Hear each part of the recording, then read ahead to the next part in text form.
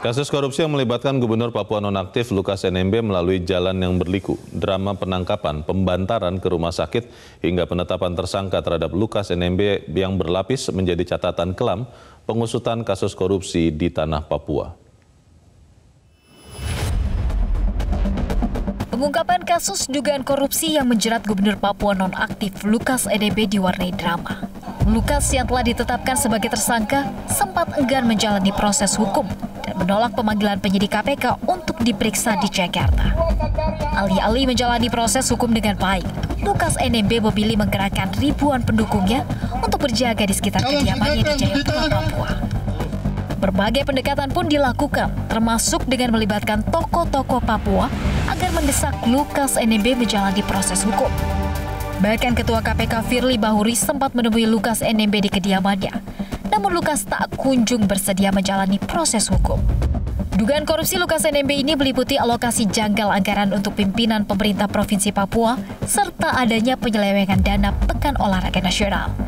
Lukas NMB juga disinyalir memiliki manajer untuk melakukan pencucian uang.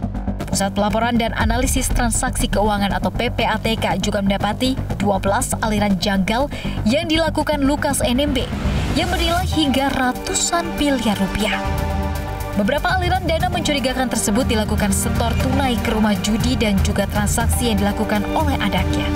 PPATK kemudian membekukan semua transaksi yang mengarah atau dilakukan atas nama Lukas NMB. PPATK turut menggandeng 11 lembaga penyedia jasa keuangan, mulai dari asuransi hingga bank untuk mengusut kasus ini. KPK akhirnya secara resmi menangkap Lukas NMB pada Selasa 10 Januari 2023. KPK melakukan tindakan jemput paksa setelah mendapatkan informasi yang mencurigai Lukas NMB bermaksud meninggalkan Indonesia. Setelah dibawa ke Jakarta, Lukas resmi berstatus tahanan KPK. Lukas NMB sempat memberikan perlawanan dengan mengajukan pra-peradilan terhadap dirinya. Namun perlawanan Lukas kandas setelah hakim menolak permohonannya. Tidak hanya Lukas, kini KPK juga menetapkan pengacaranya Stefanus Roy Yening sebagai tersangka atas dugaan menghalangi proses penyidikan KPK dalam kasus dugaan korupsi yang menjerat Lukas NMB. Tim Liputan NJ.